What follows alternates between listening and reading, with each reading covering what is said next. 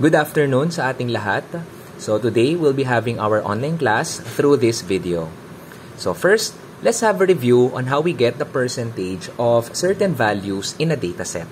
So let's assume our dataset is composed of the values x, y, and z. So first question, ilan ang ating sample size na meron tayo sa ating dataset? So pag binilang natin itong lahat, meron tayong 10. So n equals 10. So, ilan ang percentage ng x na nakikita natin dito? So, first, let's count how many x there are. Merong 3. So, 3, i-divide natin sa total sample size natin na 10. So, 3 divided by 10 on a calculator, 3 divided by 10 is 0.3. So, ito ay katumbas ng 0.3. Paano natin ibibigay ang percentage form na to? So, yung 0.3 na yan, ita-times natin ngayon sa 100%. And the answer is 30%.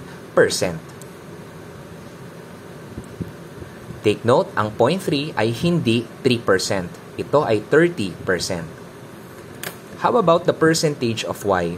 So, ilang y ang ating nakikita rito? Meron tayong 4. We're going to divide it by the total sample size of 10.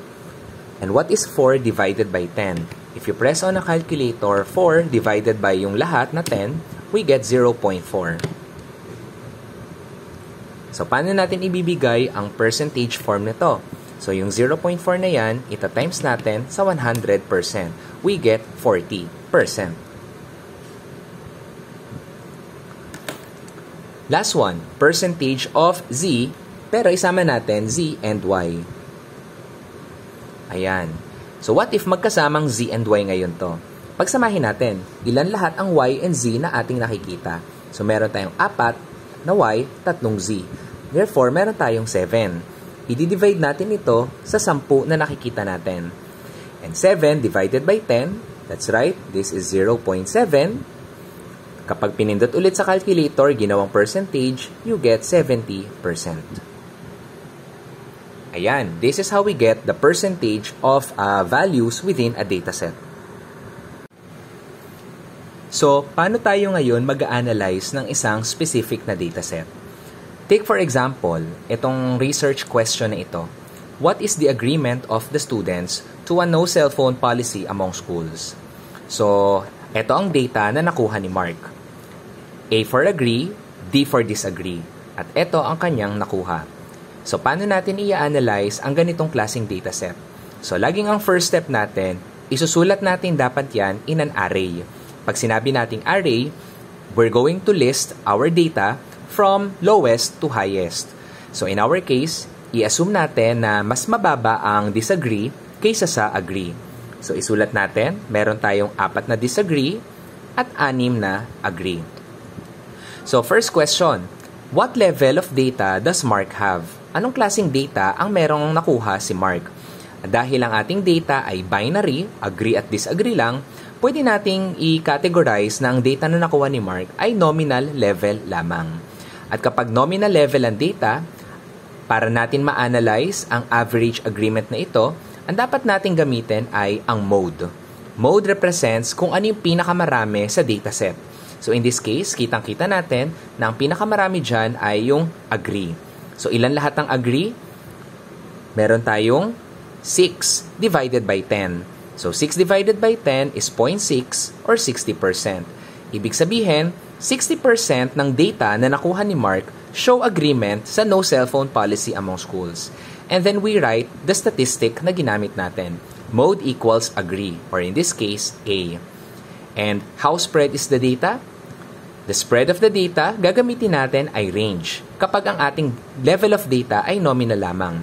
So in this case, the range is from D and A only. Kasi ito lang ang ating values na meron tayo. So what if sa case naman ng data na nakuha ni Jillian? Ang kinuhang data ni Jillian ay meron tayong strongly disagree, SD, disagree, D, agree, A, at strongly agree, SA. At ito ang nakuhang data ni Jillian sa case niya. So, first question, anong level of data ang merong nakuha si Jillian? So dahil ito ngayon ay meron tayong ranking, mas mababa di hamak si strongly disagree compared sa ibang mga levels, at si strongly agree naman ay maituturing nating pinakamataas sa ibang mga categories, we're going to classify this data bilang ordinal. Kasi meron ng konsepto na ngayon ng mas mataas at mas mababa among the ranks. So paano natin ipepresent ang average agreement ng data na ito? So dahil ordinal data na ito, meron na tayong tinatawag na mga natural rank sa ating data. So in this case, pag sinabi nating agree, pwede nating sabihin, agree, of course, agree na yan, at si strongly agree ay pasok pa rin sa agree. Therefore, we can combine the results of these data. So pwede nating i-merge ito, dahil yan ay pare-parehas lang namang agree. So in this case, 5 divided by 10, which is 0.5 or 50%. So paano natin to i-interpret? Ang average agreement ay 50% show agreement pero idadamay natin or higher. In this case, we're going to list ilan yung nagsulat ng agree, which is 40% kasi 4 out of 10, at ilan yung nagsabi ng strongly agree, 1 out of 10 or 10%. So bali kapag pinag-add natin tong dalawang to, lilitaw na 50% talaga yung nagsabi ng agree at higher. So paano naman ang spread ng data na to? Dahil ito rin naman ay categorical data, ililista lamang natin dito ang range. So in this case, the range is from SD to SA. Therefore, we're expecting na yung values ay nasa strongly disagree hanggang strongly agree lamang. So paano naman sa case ng data na nakuha ni Mika? Si Mika ay ang kanyang strongly disagree ay nilagyan niya ng 1, disagree nilagyan niya ng 2, agree ay 3, strongly agree ay 4. At ito ang data na nakuha ni Mika. At naka-arrange na yan sa isang array, lowest hanggang highest. So anong klaseng data ang nakuha ni Mika? Ito ay maituturing nating ordinal, pero inassigned ng mga respective numbers or numerical data. So, paano natin i-interpret ang average agreement neto?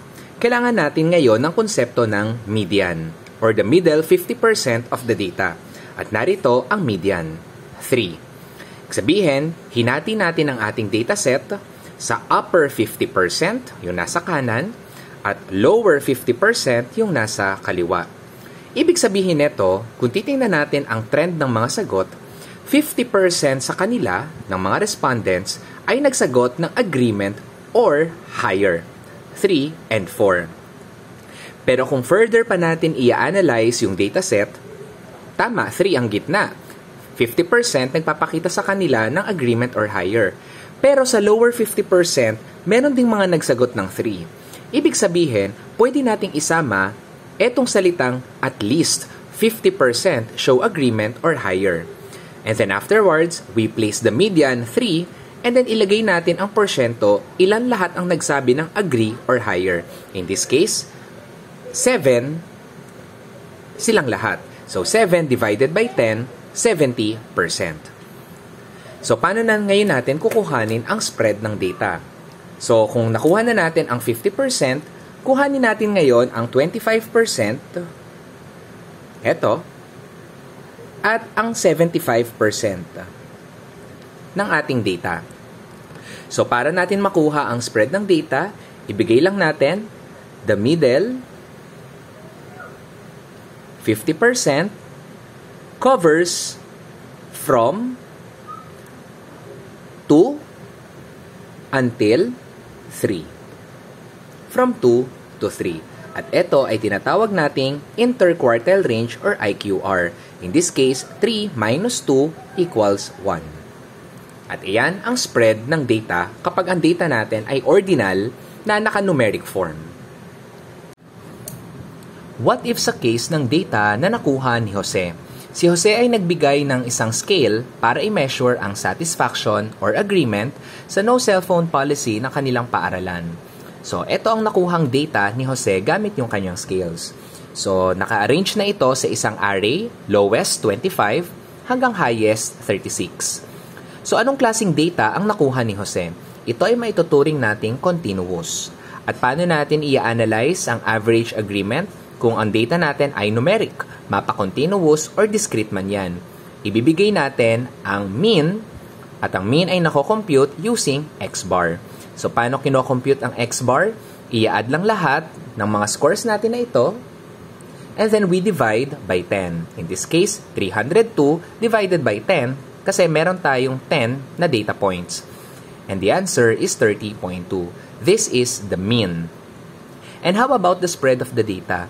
To get the spread of the data, we need to get the partner of the mean, which is the standard deviation. So, para makuha, bigay muna natin si variance, 17.51, and then get the square root of that, we get the standard deviation, which is 4.18. So, that means the average agreement is 30.2, and the standard deviation, the spread of the data, is 4.18. What if ang data na nakuha ni Jose ay ganito? Mula 25 hanggang 37, okay. Pero, natuklasan niya, meron siyang mga data na umabot ng 70 hanggang 72. Anong gagawin natin kapag may gantong sobrang laki o di kaya sobrang baba ng value? Ang tawag natin sa ganitong mga values ay mga outliers.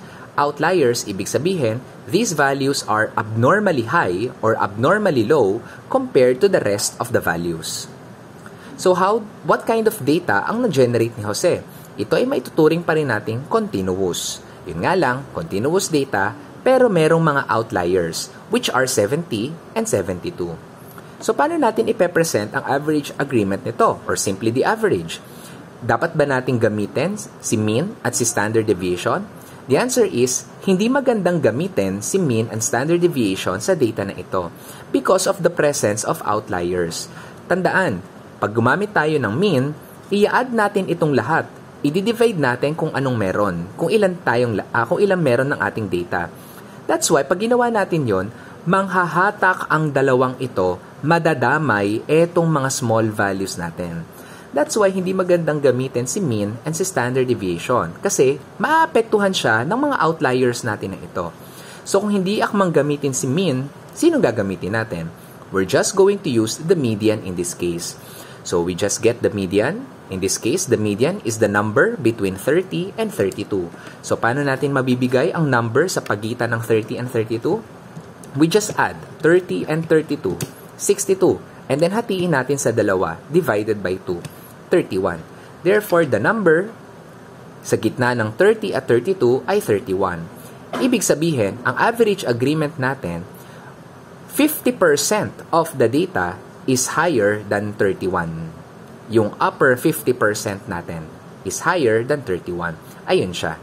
50% of the values are 31 and higher.